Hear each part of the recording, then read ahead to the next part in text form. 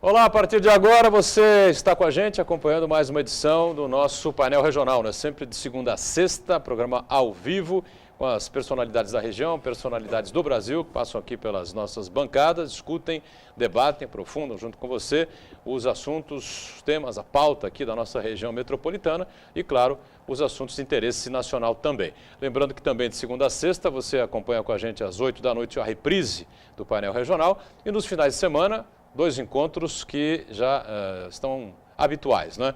Sábado às 3 da tarde e nos domingos, 17 horas, 5 da tarde, uma outra edição do painel regional. Telefone sempre aberto aí para a sua disposição. Hoje, o 3202-7179. Repetindo para você, 3202-7179, para você entrar em contato com a nossa produção durante a exibição do painel regional. Nosso espaço pelas redes sociais, sempre o mesmo, né? facebook.com/painel regional TV, facebook.com/painel regional TV. Você liga, participa com a gente com a sua pergunta, com a sua opinião, com o seu comentário a respeito dos assuntos que estão em pauta, que estão em discussão aqui ao longo do programa. Já aproveito para anunciar aqui os convidados desta edição. Estou aqui à esquerda recebendo com prazer o doutor Eduardo Elias, advogado, não é, especialista na área criminal. Ao lado do Elias, José Ernesto Furtado Oliveira, promotor aposentado e agora advogando, né? E a bancada aqui à minha direita, muito prazer recebendo mais uma vez a delegada portuária e comentarista aqui do programa, doutora Marta Virgini, mais uma vez conosco. Aproveito para destacar aqui para você, né, como a gente faz habitualmente aqui na abertura do painel, o Diário do Litoral, o DL, que é nosso parceiro aqui do dia a dia, né, com esta manchete na capa. Delator revela propina de até 30 milhões de dólares para Passadina. Revelação é do ex-diretor da Petrobras, o Paulo Roberto Costa, à Polícia Federal. Ele teria confessado também ter recebido 1.500.000 dólares de um operador do PMDB para não barrar essa compra. Olha, são revelações que não têm mais fim, né? E a gente não sabe nem onde vai parar esse novelo que está sendo destrinchado pela Polícia Federal. Eduardo Elias recebe aqui, por favor, um exemplar, repassa um outro lá para o nosso José Ernesto. E aqui a Marta Virgini recebe também o seu exemplar do DL, o Diário do Litoral. E do mesmo grupo de comunicação, do DL, o Gazeta de São Paulo, que circula em mais de 250 cidades aqui do estado, Grande São Paulo, a nossa região também. Traz aqui a manchete na capa. Falta d'água atinge 68% dos paulistanos. O Ibope fez uma pesquisa, diz aqui o jornal, revelando essa marca aí de 68% dos paulistanos que estão sofrendo, né?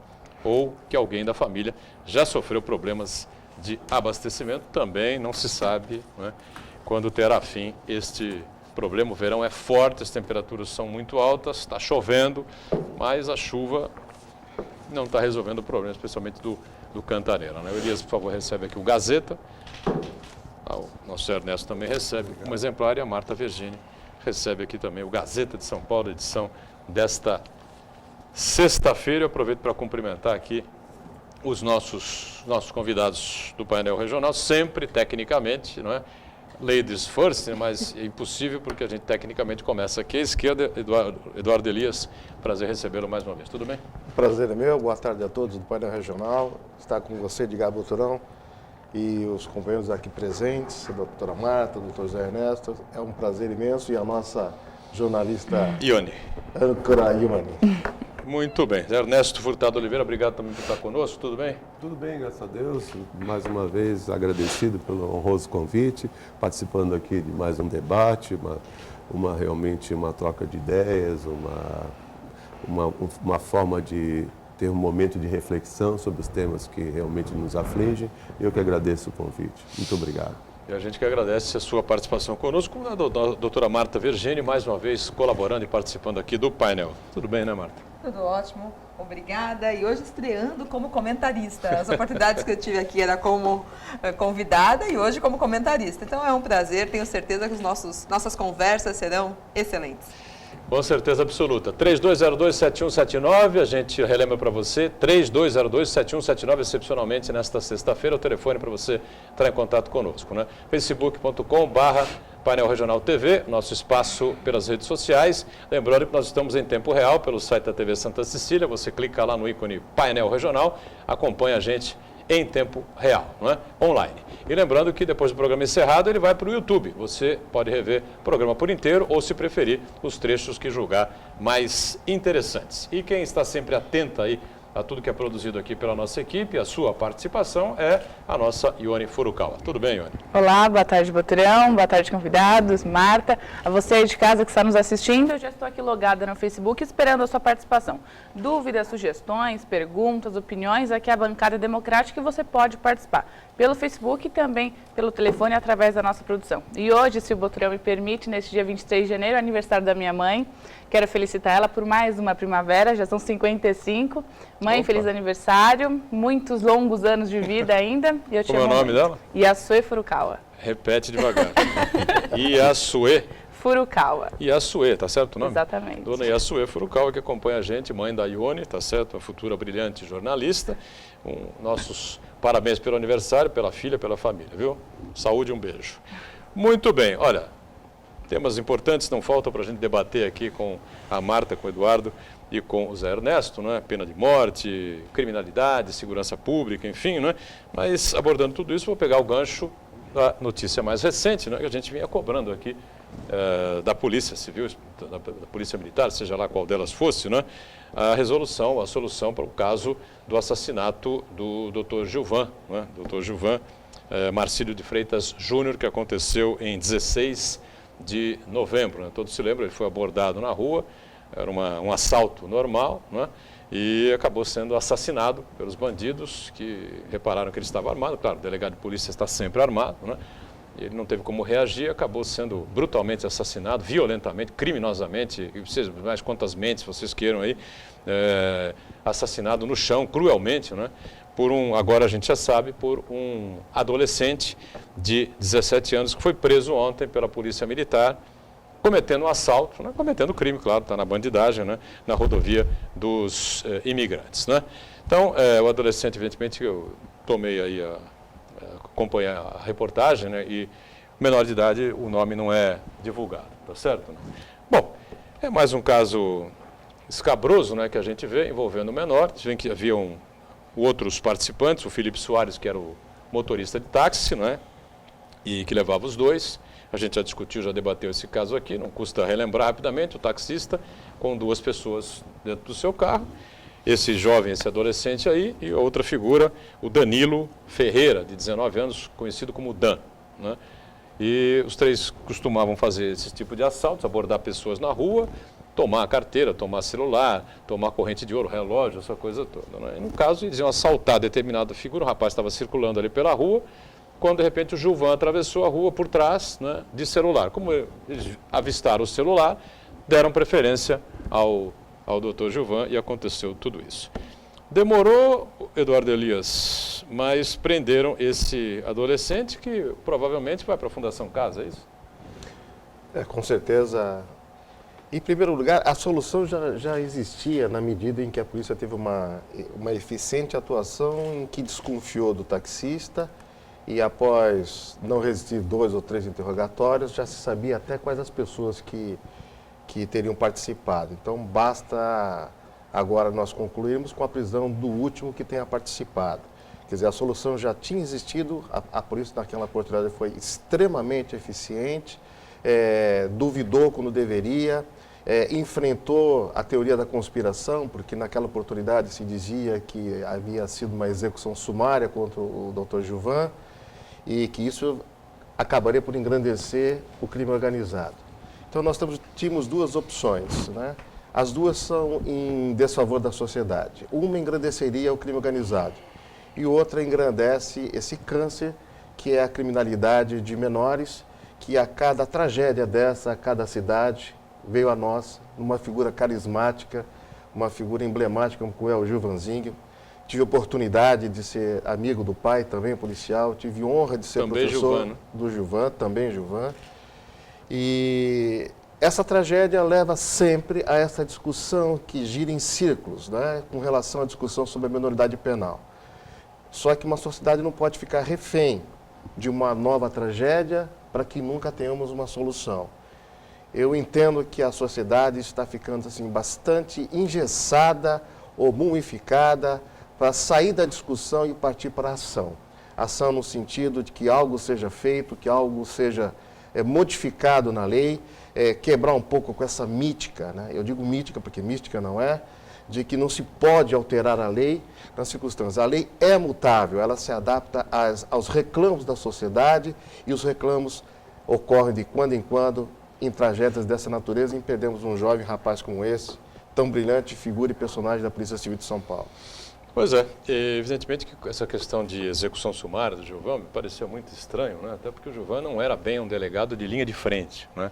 Ele atuava muito mais no gabinete, propriamente dito, do que propriamente na linha de frente, enfrentando bandidos. Ele estava no plantão em Cubatão, ele atendia, sim, partes, pessoas, então não era numa especializada, mas ele estava em Cubatão, sim, então elaborava prisões em flagrantes, mas foi o que o doutor bem assegurou. Na verdade, na noite mesmo, já foram identificados os autores e o motorista de táxi realmente tentou uma versão nada plausível, então, e que foi totalmente quebrada pelas provas produzidas na investigação posteriormente, mas eles foram identificados. Então, a gente sabe que mais cedo ou mais tarde, ambos estarão presos. Então, é tudo uma questão de tempo, até porque esse menor, ele continuou praticando crime. Então, na verdade, ele tinha acabado de cometer roubos na estrada, na Imigrantes, e a família vítima avisou a polícia militar que em seguida o capturou. E aí, na pesquisa, como a equipe que investigava o caso do Dr. Gilvan já tinha pedido a prisão dele,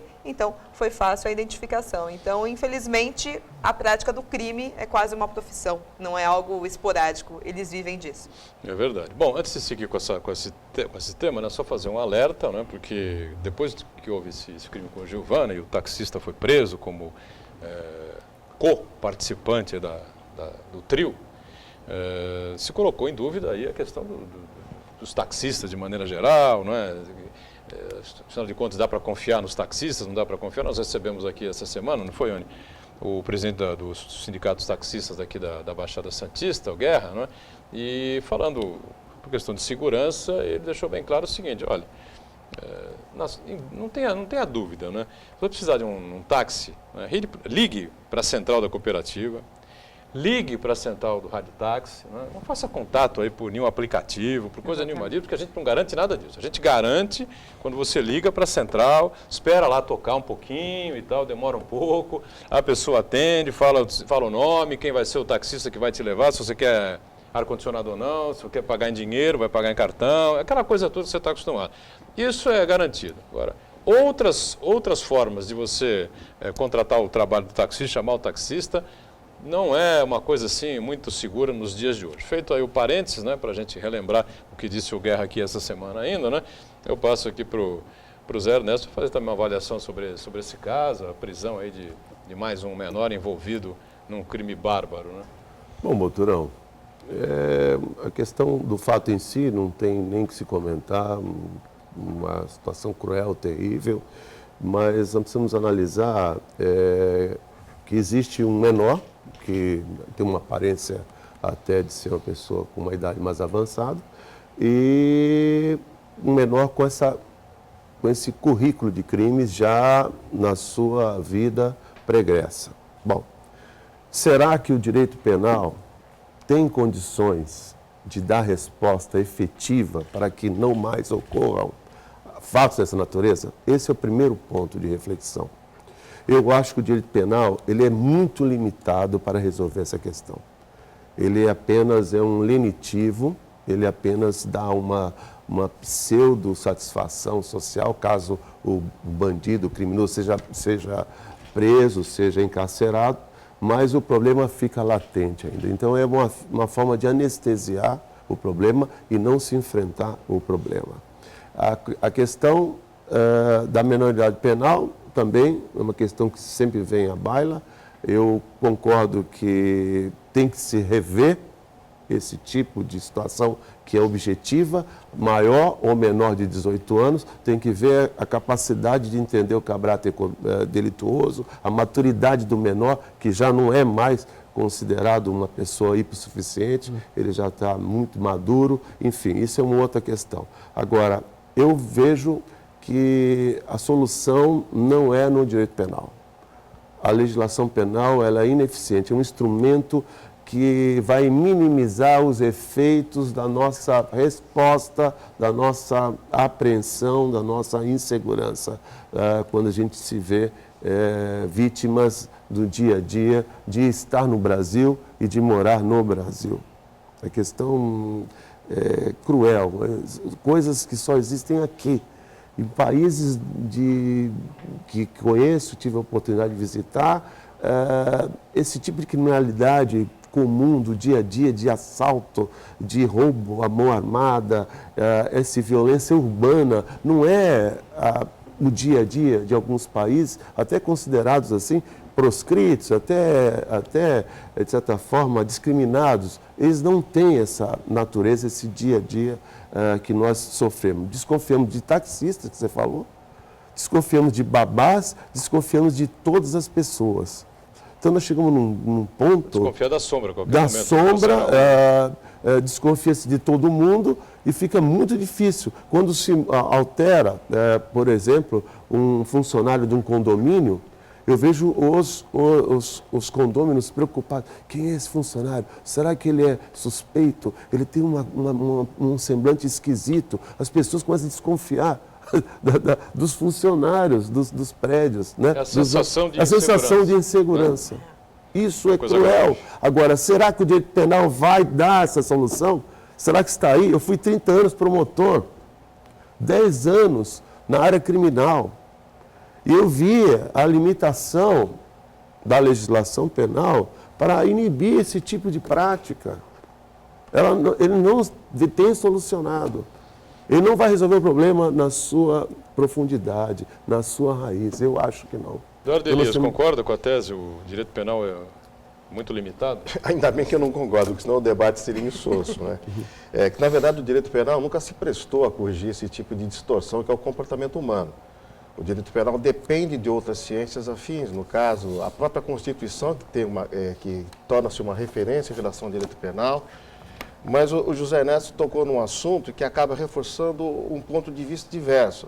Se ele, como promotor de justiça, sentiu nesses 10 anos, do grande promotor que sempre foi, ineficiência da legislação penal, então reforça o ponto de vista que o direito penal, na estrutura de um código de 1940, não está adaptado às circunstâncias de crueldade, de frieza da criminalidade. Porque a criminalidade que se tem em 2015, obviamente, não tínhamos em 1940.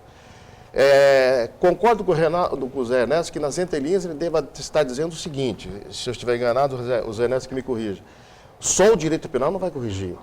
É preciso que medidas sociais, socioeducativas, porque o sentimento de um menor que foi pilhado aos 17 anos e que já anunciou que antes disso já praticava crimes, provavelmente a gente nem sabe quando ele começou a praticar crimes.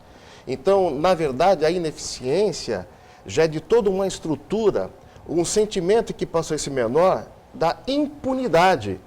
E a impunidade no direito penal só tem a referência, o tipo penal, a sanção iuris e nada mais. As circunstâncias de execução penal, as políticas de assistência social, tudo isso tem que agir. Porque valeria dizer que no habitat desse menor, todos sejam iguais a ele, e não são. Então, existe a característica, o perfil, a personalidade de alguns menores que, como eles, optam pela frieza, que são menores que pensam um milésimo de segundo para tirar a tua vida. Talvez nós tenhamos mais escrúpulos de esbarrar num animal para não machucá-lo do que eles para assassinarem um ser humano. Então, é óbvio que o direito penal só não vai resolver. É preciso postura. O que essa ineficiência que se vê do direito penal, esse sentimento de impunidade que esse menor sente, obviamente, decorre do quê? Do que a gente sempre discute e não resolve nada. A gente não pode mais ficar discutindo só a partir de uma nova tragédia, porque nós estamos renovando as tragédias, mas não estamos renovando as discussões e as decisões, principalmente, que dependeriam do Congresso Nacional. E as tragédias vão se multiplicando e a discussão é sempre a mesma, né, Marta? É fato. Também concordo que o direito penal não é a única solução, mas na parte que lhe cabe, também é preciso fazer um ajuste. A sociedade mudou. por consequência, o adolescente também mudou. Então, não podemos comparar o jovem de hoje com o jovem de 20, 30, de 1940. 60. Então, de muito tempo atrás. Então, essa rediscussão, essa nova avaliação a esse critério, a responsabilização desse menor quando o ato é muito grave. Então, há países no mundo onde o menor responde como adulto.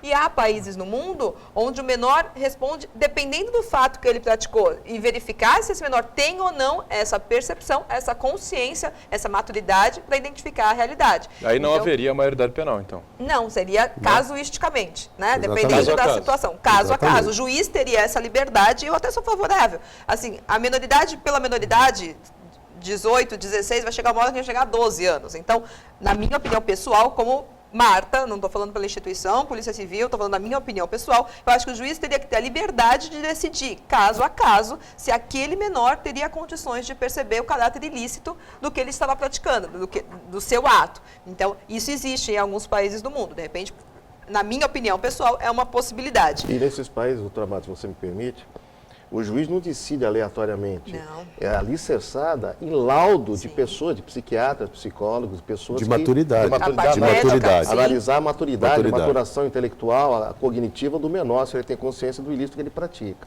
Aquele menor, tem uma inglês, boa, de 12 anos de idade, ele foi considerado maior na nossa legislação seria maior. 12 anos de idade, a prisão perpétua. Um garoto. Não é? Teve isso na É um Inglaterra. tema muito bom para a gente seguir depois do intervalo, não é? Porque é polêmico, não é? Cada um tem a sua visão. A Ione já tem aí gente participando aí, querendo opinar, não é? Ou questionar. E antes do intervalo, a gente informa aqui a programação dos 469 anos de aniversário aqui da cidade de Santos, né? Que acontece segunda-feira, dia 26, mas começa a programação amanhã, sábado 24, 9 horas da manhã, com uma prova aquática lá na Praia da Aparecida, em frente ao Escolástica Rosas. 10 horas da manhã, inauguração do Centro de Convivência no Morro Santa Maria. Às 8h30 da noite tem o baile da cidade, lá no Mendes Convention Center, com transmissão aqui da TV Santa Cecília. Dia 25 também tem programação de aniversário aqui de Santos, não é? 7 da noite, show com a banda J Quest, que vai ser a mesma banda que vai animar o baile da cidade. Eu tenho a impressão que o show no baile da cidade deve ser por volta de meia-noite, né? Meia-noite e qualquer coisa, né? E no dia 26, uma vasta programação, começa às 8 horas da manhã com um ato cívico lá no Monumento Brás Cubas, depois a missa de aniversário na Catedral, na sequência às 11 horas da manhã a sessão solene na Câmara, às 7 da noite a cerimônia de reinauguração da Concha Acústica, aqui no próximo aqui, o Canal 3, né? Concerto às 8h30 da noite da Orquestra Sinfônica Municipal, com a apresentação do músico Cláudio Celso lá no Teatro Coliseu. Vamos para o intervalo, voltamos já já. Você vê, a gente lembra daquele caso Champinha, né? Então. Depois do Champinha veio um monte de casos que você até se surpreende quando os pais vão fazer manifestação na rua, de casos que a gente já nem se lembra mais. A gente Esse Champinha, mas ele, como ele era a vítima era do judeu, Eu defendo essa tese. os pais eram Foi, judeus, Sem eles pesquisar, sem conseguiram nada. Eu acho uma arrumar coisa um tão laudo óbvia. para Não é? deixá-lo Cai a maioridade penal, não existe. mais né? tempo. mais Tira, tempo, isso e acaba está com lá isso. até hoje, está Você tem como que um ver caso louco, a está com o caso. código Mas 13. se o cara tem algum Por isso que ele problema, está lá. tem algum desvio, Por se isso o que ele cara está lá. nasceu no Esse crime. é Como 13. Muito bem, a gente volta aqui com o segundo bloco do painel regional, né? E com o debate pegando fogo aqui no intervalo, todo mundo conversando, opinando. Olha, é um tema que não é para brincadeira, né? É um tema sério, essa coisa da maioridade penal. E a gente pegou esse gancho aí porque está praticamente solucionado, solucionado o crime que levou à morte o Dr. Gilvan Marcílio de Freitas Júnior em 16 de novembro do ano passado no bairro do Gonzaga, aqui em Santos, né? O taxista lá, Felipe Soares, está preso, né? O adolescente de 17 anos foi preso ontem, agora falta só o terceiro acusado aí, que é o Danilo Ferreira, o tal do Dan, que já tem 19 anos. Se for preso também, vai ser, se for identificado pela polícia, será preso também, né? E a gente discutindo aqui a questão da maioridade penal, exatamente porque um dos envolvidos, quem fuzilou, não é, a sangue frio, o Dr. Gilvan, foi o jovem, o adolescente de 17 anos. Né? Eduardo Elias com a gente, não é? Advogado especialista na área criminal, José Ernesto Oliveira, promotor aposentado e advogado, também participando com a gente, a nossa Marta Virgínia e a Ione Furukawa, atenta aí às suas participações pelo telefone ou pelo nosso espaço importante pelas redes sociais. Né? Vou dar sequência aqui, mas participações já aí? Já sim. A primeira pergunta é do Cosme da Areia Branca. Doutor Eduardo Elias e convidado, será que já não está na hora de fazer um recall nas leis brasileiras, na justiça e também na política? Esse Código Penal, só emendando, Elias, é de 1940, mas ele já foi enxertado uma série de vezes, né? Não está assim tão defasado, ou está? Mas esse é o perigo. Esse é o perigo. Quando você retalha o Código Penal, você fica enxertando com algumas... existem certas circunstâncias, inclusive no Código Penal, o Zé Ernesto e a Marta sabem do que eu vou estar dizendo, criam leis, assim, enxertadas no que já tem no Código Penal, que acabam conflitando, inclusive. E isso acaba prejudicando. Essa histeria legiferante das pessoas, né? Perceba que as leis especiais ocorrem assim. Aconteceu um grande fato, vou citar um exemplo. Quando sequestraram a Biro Diniz, quando mataram a filha daquela Glória Pérez. Então, enxerta-se a Lei 8.072, que trata dos crimes hediondos, cria-se aquilo que, na verdade, nem vai aplicar para aqueles que cometeram aqueles crimes, né? Porque a lei não retroage. Então, esses enxertos no Código Penal, muito ao contrário dessa esperança de que ele vai aperfeiçoar, vai tornar o Código Penal melhor, não. Ele apenas atende aos reclamos da sociedade. O melhor seria, realmente, um grupo de notáveis. É assim que se procede nos países mais civilizados e mais adiantados. Por exemplo, esse que a doutora Marta falou sobre você trazer a responsabilidade penal independente da idade. Porque a idade o que é? 18 anos o que é? Um número cabalístico? Quer dizer que 17 anos, 11 meses, 29 dias, 23 horas e 59 minutos, ele não tem consciência. Um minuto depois ele já tem consciência. E os 18 anos foi definido quando? Arbitrariamente, pela lei. A lei arbitrariamente. Mas a lei quando? Em 1940? Em 1940 o cara tinha 18 anos. A formação do cérebro da pessoa estaria totalmente formada aos 18 anos. Claro que chega a esse absurdo de 17 anos, 11 meses. Claro, mas o critério biológico é a formação do cérebro. Argumento médico, né, técnico, mas que hoje a gente percebe que, critério biológico, mas para votar ele pode com 16 anos. Mas uma circunstância de 40, sim, de 1940, que hoje não atende mais. Não. Você falou aí, o jovem de 1940, não é o mesmo 18 anos era onde, hoje é outro. O crime organizado direciona o menor, fala assim, a quem fuzilou foi o menor, mas isso já está adredemente combinado, que quem vai cometer o crime sério é o menor de idade. E isso incentiva que o menor tenha uma participação mais ativa. Não é?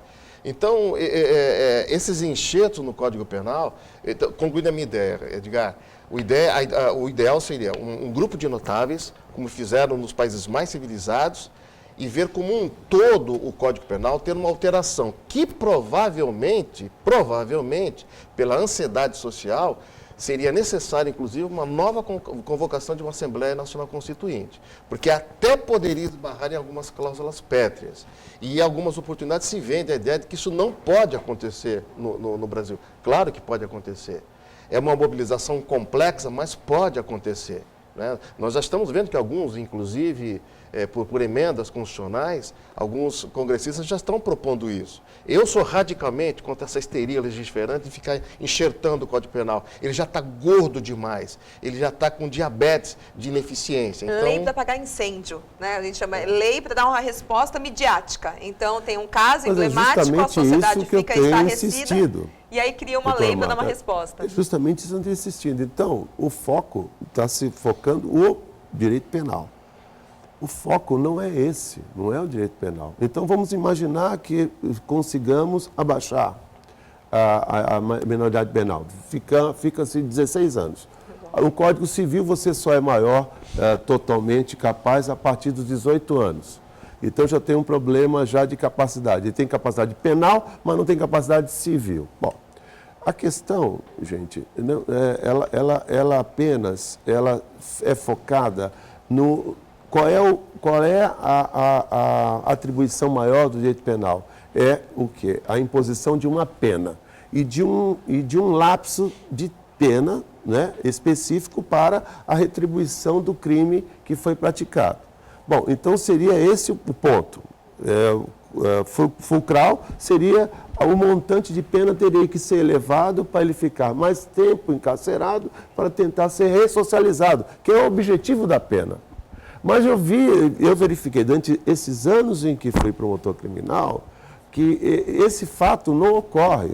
por mais que você alongue a pena, o retorno vai ser do mesmo jeito. Vai haver flagrantes da mesma forma, vai haver violência do mesmo padrão. Enfim, eu acho que tem que... Não que eu desmereça o direito penal, não é isso.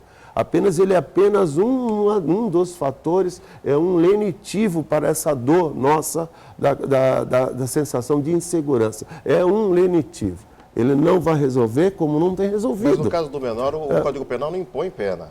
No caso, são os 3 anos que estão estabelecidos no Estatuto da Criança e do Adolescente. Não, sim, mas estou falando no caso do menor, então tudo bem. Mas é um carceramento. A pena então, nós estamos seria relacionando a minoridade, nós estamos falando do menor, entendeu? Com relação a isso. E nisso... Estou falando em termos de pena, de punição. De são punição. Os mesmos 3 anos. Então, punição. É punição daquele que cometeu um crime. Então, o menor ele vai para a Fundação Casa e o maior vai para o presídio. Mas, no fundo, a pedagogia é a mesma, a filosofia é a mesma. É ressocializar essas duas pessoas. O menor na Fundação Casa e o maior no presídio. E isso não se vê no dia a dia, não se vê a resposta que deveria ter filosoficamente que o direito penal impôs para o Estado como guardião maior nosso para resolver esse problema. E eu verifiquei durante esses anos todos que realmente não funciona. E outra coisa, só para fazer politicamente... a gente comentava aqui no intervalo, não é? O Matheus Cury, o doutor advogado Matheus Cury, que preside o Conselho Penitenciário do Estado, teve aqui questão de 15, 20 dias, não foi antes? A gente falando sobre esses temas todos, ele fez aqui um comparativo do custo-benefício da Fundação Casa e das penitenciárias pelo Estado aí afora, né? O Estado gasta aproximadamente R$2.000 com um preso comum. R$15.000 com um jovem detento lá da Fundação Casa. Só que o custo-benefício da Fundação Casa, segundo o Matheus nos colocou aqui, é o seguinte: aproximadamente 40% desses jovens que deixam a Fundação Casa voltam a praticar crime. Né? Você pode falar, nossa, então não vale a pena. 40% é um índice muito alto. Só que o índice do detento, do preso, é muito maior, passa de 80%. Quando ele é solto, posto em liberdade, ele volta a praticar o crime. A Fundação Casa parece que está num caminho... Porque o menor está em processo de formação psicológica, talvez tenha mais eficiência, não é? Porque ele é imaturo, entre aspas, né? Talvez ele tenha mais resposta para tentar se corrigir. O maior já está deturpado, já está empedernido e já fica mais difícil a ressocialização. Mas também o trabalho que é realizado dentro da Fundação Casa talvez não aconteça dentro das penitenciárias. Também é preciso a gente depois chamar novamente o doutor Matheus Cury. A gente sabe o que acontece. Né? E ele mostrar Mas o que aí que está uma questão dentro. política. Você quer pagar esse preço? Sim. A sociedade quer pagar o volume esse é muito valor maior, claro, para o investimento. governador fazer, bom, então vamos parar tudo, vamos construir presídios, vamos construir instituições, estabelecer. Você quer pagar esse preço? 15 Você está mil, ele na disposto Fundação a pagar Casa. mais por isso? E um estudante, Esse é o ponto. né, no ensino fundamental, no ensino médio, quanto que custa para o Estado Então, investir na quanto educação? Com certeza é muito mais barato do que esse investimento que tem com o menor na Fundação Casa A e evitaria retórica, muitos problemas. A retórica é linda. A nossa retórica é muito bonita, né? Porque nós vamos ouvir aqui de alguns puristas aí. Não, é melhor construir escolas do que penitenciárias. Lindo, mas os menores continuam matando. O crime organizado continua crescendo. Por isso é que eu digo, Marta, o seguinte, não adianta... Da infecção, né? O cara está com uma infecção, uma febre de 80 graus, não adianta antibiótico, você não tem dar... jeito, Precisa de um antibiótico para regredir. Né? Se você apenas dá a bula e a receita, não resolve. Você precisa trazer a cura. Então, o Código Penal, o Estatuto da Criança e do Adolescente, a Lei de Execução Penal, sem as políticas sociais... Isso sim, eu concordo plenamente. Se você pegar a Lei de certeza. Execução Penal, a Lei de Execução Penal fala em assistente social, mas não tem nem concurso para isso. Não é? Agora, quando nós, assim, os operadores do direito, chegamos aqui na mídia e dizemos o seguinte: o espírito ontológico da lei, do ordenamento jurídico penal no Brasil é investir na recuperação do agente. Quando nós falamos isso, o que é isso? Tem que apodrecer, tem que morrer. R$2.000 é muito, tem que dar R$100 por mês. Não, se você fizer uma pesquisa... Num país que é 30 anos no máximo. Aqui. Se você fizer uma pesquisa Ibope, Datafolha, sei lá o quê, Eu tenho até medo do resultado que vai dar, né? Vão trazer o presidente da Indonésia para cá. Não, vai ser eleito. Boturão, com 90% certeza, dos se votos. fizer uma pesquisa hoje, pena de morte, 90% é favorável à pena de morte no 90%. Brasil. Eu não tenho dúvida nenhuma. Nenhuma também. Até porque o Não tenho preso dúvida custa, nenhuma. o jovem na Nenhuma fundação, dúvida. da Fundação Casa Custa custa muito. 2 mil, já a Fundação Casa custa 15 mil e a inflação está subindo, as pessoas estão com dificuldade financeira. E o salário mínimo é... O salário mínimo, O como que se diria vende- Chico Anísio, ó. O que se vende por aí, diga o seguinte, que a polícia prende, os juízes, promotores soltam. Isso não é verdade também. Isso precisa ser melhor explicado para a sociedade. Não é isso. Hoje, a doutora Marta pode falar melhor do que eu. Nós temos cerca de quantos mil mandados de prisão, doutora Marta? Não sei aferir o número hoje, não tenho esse cálculo, mas são mais de milhares com certeza em aberto. Se Mas- cumprissem todos, não teria vaga no Não sistema tem social. vaga. 118 Então mil. não se pode mesmo. cumprir os 118 mandados. mil. Não se Não pode é que não cumprir se os pode mandados. cumprir, mas se fosse É. cumprir todos, não teria espaço. Mas se eles Tem que levar existem, pra casa. é porque foram decretados por Sim, com promotores, certeza. por denúncias de promotores. Então, essa ideia a gente tem que tirar da sociedade. A gente tem que tirar da sociedade que esse sentimento nuclear, ontológico do ordenamento jurídico penal, de recuperar o agente, não é melhor para a gente, é melhor para nós. Porque se nós conseguirmos... Você vê, o Edgar fala, 40% volta para o crime. Olha só. Mateus Cury fala. Não, e fala a verdade. Agora, a gente não repara nos 60% que recuperou. O foco é sempre no copo No de água. negativo. No negativo. Copo vazio. Positivo, A água está ali na metade, você não está com metade Ou meio cheio ou você meio tá vazio. com metade vazia, né? É. Ione Furukawa, mais participações aí dos nossos várias. telespectadores? Então, apenas para concluir, Ione, então, respondendo ao telespectador, já demorou muito. Nós estamos muito atrasados, tem que modificar tudo e agravar. Pode se surpreender como criminalista que eu esteja falando isso, tem que agravar. O instinto de crueldade, o instinto de perversão, de maldade, é absolutamente da água para o vinho de 1940, 50, 60, 70, eu diria até de 1990. Mudou muito, muito. E o crime organizado. Se aperfeiçoou. Nunca esteve tão organizado. Brutalmente, né? Pois não, Ione.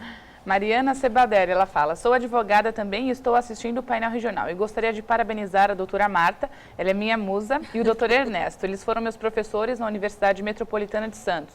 Parabéns pelo programa, sou fã de vocês. Não, Mariana, Obrigado. uma excelente aluna, uma excelente Obrigado. aluna. Grande aluna. Já passou no Nossa. exame de ordem, Brilhante. com certeza será uma excelente Brilhante. advogada. Um beijo, Exato. uma querida. Que bom, ficamos felizes com Um a sua abraço, companhia. um beijo. E a pergunta do Eduardo da Ponta da Praia. Doutora Marta, diminuição da maioridade penal ou não, precisamos encontrar soluções para diminuir os crimes bárbaros que acontecem diariamente. Furtos não é aceitável, é claro, mas matar delegados, pai e mãe é inaceitável, mesmo sendo menor de idade. Com toda a sua experiência, o que sugere? Olha, eu concordo. Inaceitável. É fato. Acreditar que a gente vai acabar com o crime, acho complicado. Eu acho que da natureza do ser humano, o crime existe desde sempre. Mas Diz que Caim matou Abel, né? isso mesmo. Então, é preciso trabalhar fortemente na prevenção, evitar que esse crime aconteça. E uma vez que foi impossível prevenir que ele aconteceu, que se identifique o autor e que se prenda e que ele responda na justiça pelo seu ato. E isso não é uma coisa, a polícia, fala muito da polícia, responsabilidade da polícia, mas é uma responsabilidade de todos, tá? Inclusive na Constituição, né? É dever do Estado, direito e responsabilidade de todos. Onde todos, né, a sociedade consegue nos ajudar? Avisando, registrando o boletim de ocorrência, denunciando. De repente você está na janela da sua casa, você vê um crime acontecer, você vê as características do autor, mas você fica com medo, com receio, você se esconde. Ao invés que você poderia pegar o telefone, 190, 183, fazer a comunicação do crime. Quando, infelizmente, for com você o crime, ir à delegacia, passar o máximo de informação possível, inclusive, se possível, né, e viável, identificar esse autor. Porque a população tem medo disso. Ninguém quer ser testemunha, ninguém quer apontar Exatamente. Isso a é um autoria de um crime. problema sério. Aí a polícia não consegue fazer, porque a gente não estava lá na hora. A gente precisa da versão da vítima, do apoio da testemunha. Senão, sem esses elementos no inquérito, o promotor não consegue fazer uma boa denúncia, o juiz, posteriormente, também não vai ter Consegue elementos condená-lo. para condenação.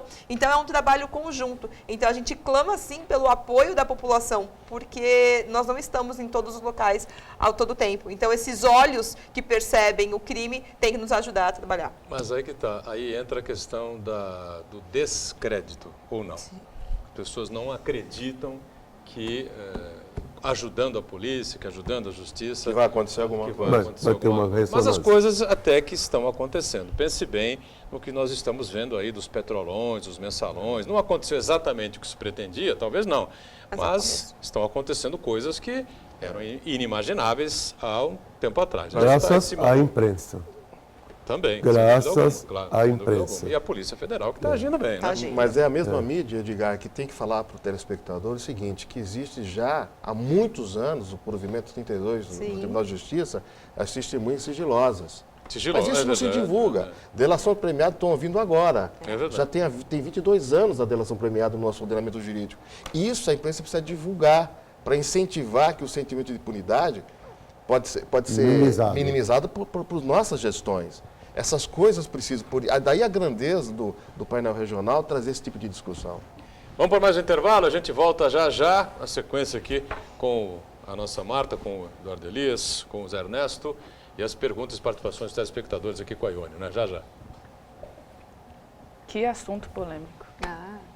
Não, E não tem uma resposta E só, não dá, é tão não complexo que não tem uma resposta, uma solução. na minha Quem ignorância, tivesse a solução ia ficar Mas rico. o porque não direito tem. é assim, né? É, O direito é é. monolítico, é um bloco É isso aí. monolítico. Você vai pegando Não diz assim que o povo é sábio?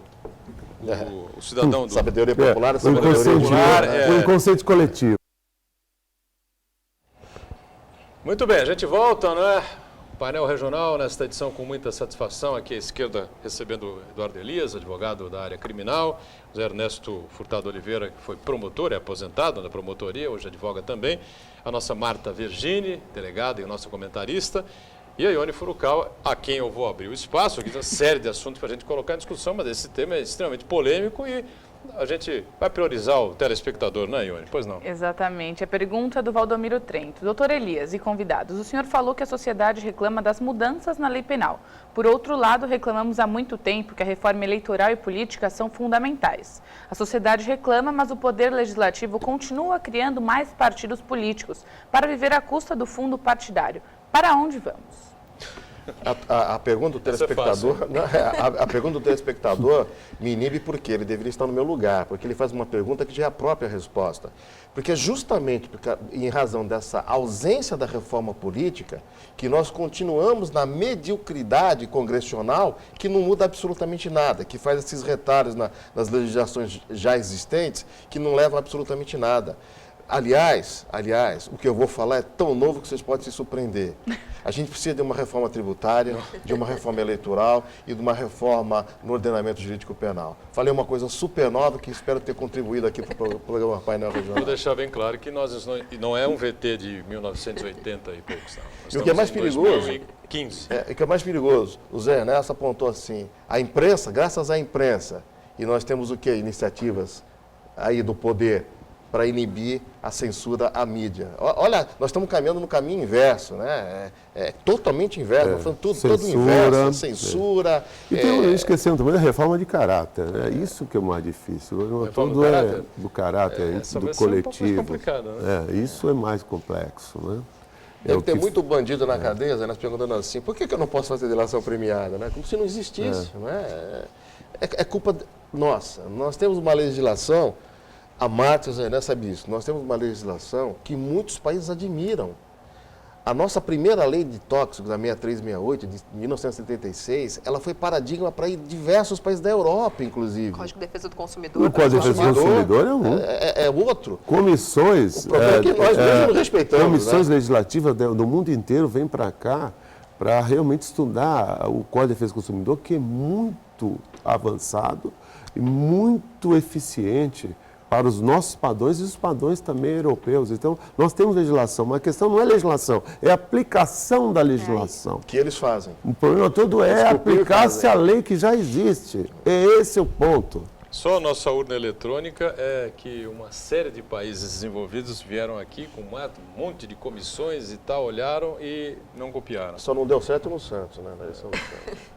O cumprimento dessa legislação foi, eu acho, que o que mais chocou com o caso do brasileiro morto lá na Indonésia. Porque tentaram dissuadir daquela decisão de uma lei que no país estava vigindo, era anunciado um processo pediu clemência? Pedir clemência e lá ele não deu bola praticamente. Ele falou, não, aqui é essa legislação.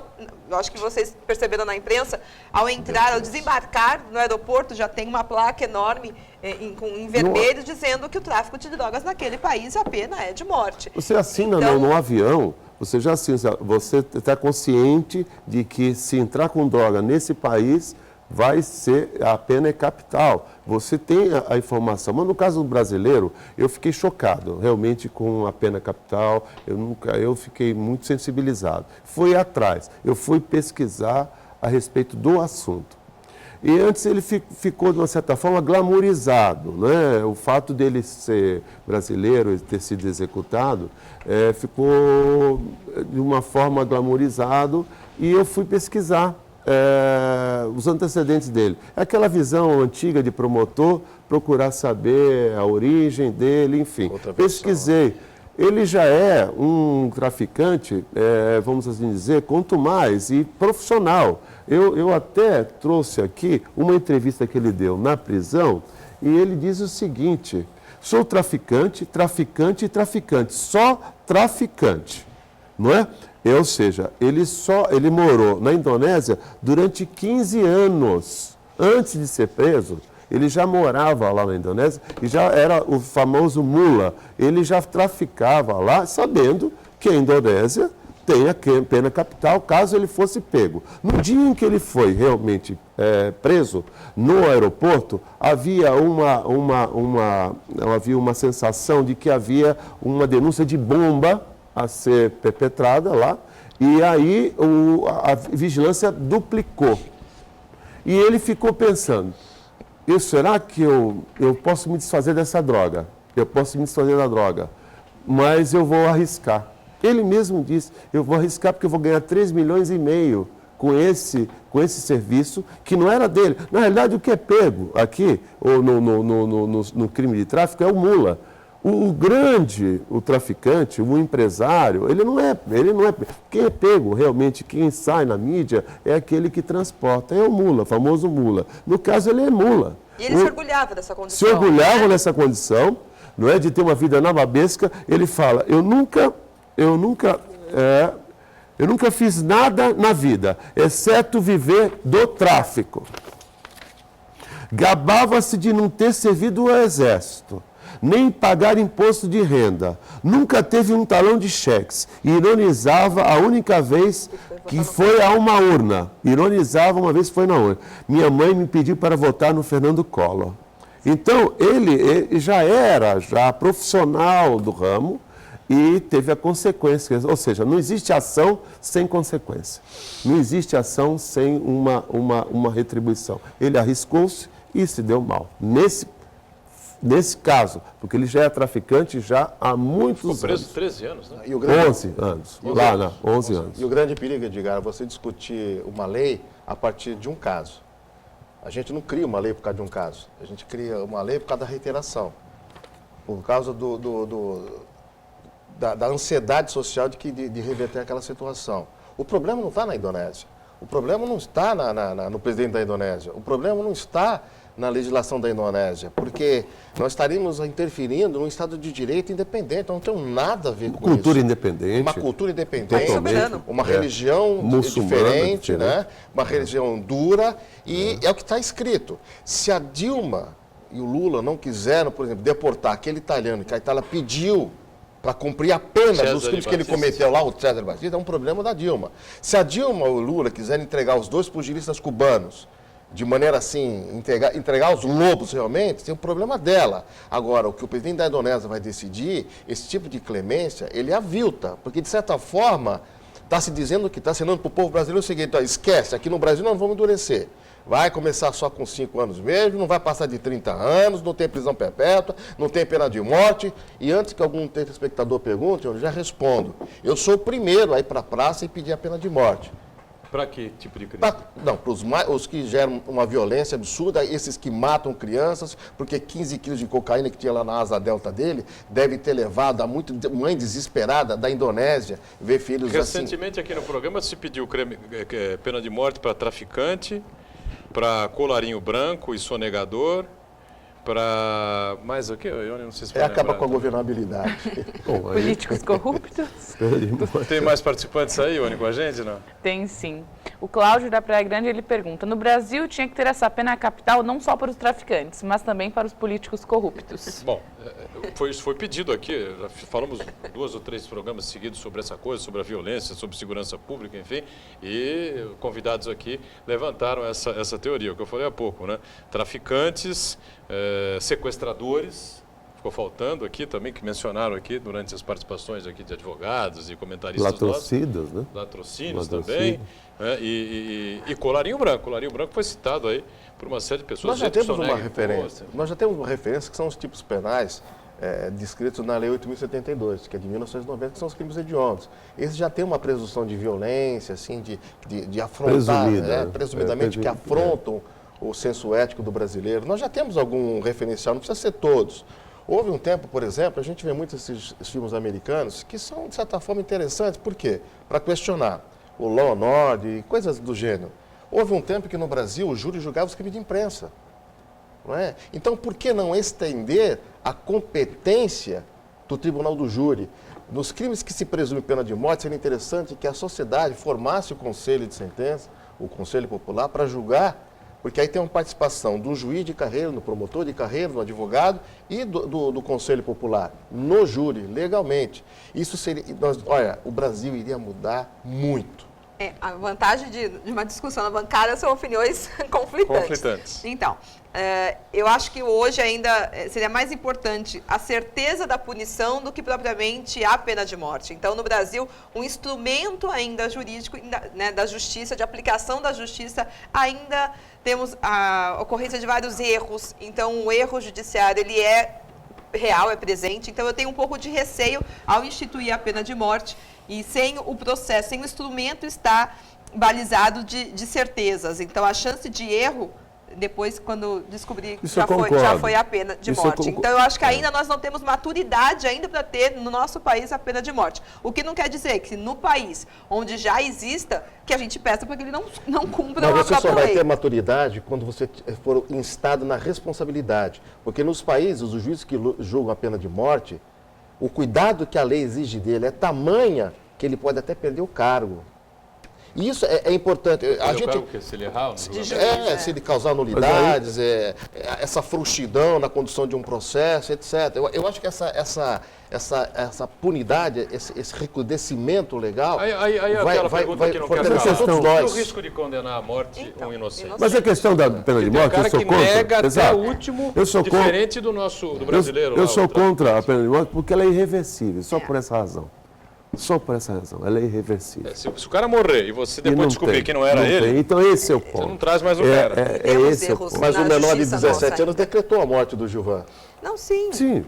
E a gente pode decretar a morte dos outros também. Nós podemos, como cidadãos, podemos decretar a morte dos outros em legítima defesa. Só que ele vai ter o direito de ser julgado. Eu tenho o direito de matar. Eu tenho o direito de matar. Ele vai ter o direito de ser julgado. Em legítima defesa. Eu tenho o direito de matar em legítima defesa. Eu tenho direito. Qualquer um tem direito de matar. Até de terceiros. Até de terceiros. Eu li uma reportagem que na Indonésia, mesmo com a pena de morte, o crime não diminuiu de tráfico. Então, não foi um motivo... Exatamente. Minha fonte é uma reportagem. Então, né, eu estou vendendo... Mas estatisticamente não diminui. Mas a estatística não diminui. Então, de repente, a pena de morte não foi suficiente. Eu acho que volta...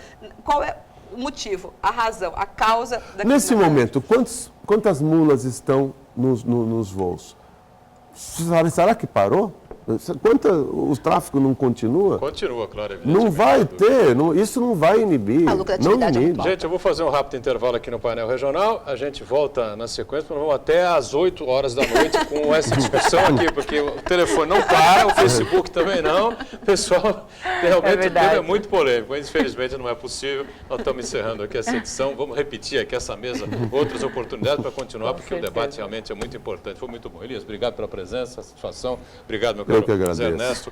A nossa Marta sempre conosco. Obrigado, a Ione, você que nos acompanhou de segunda a sexta, ao vivo, o programa sempre a partir da 1h30 da tarde, reprise 8 da noite. Nos finais de semana a gente se encontra aos sábados, 3 da tarde, e nos domingos às 5 da tarde. Obrigado, tchau.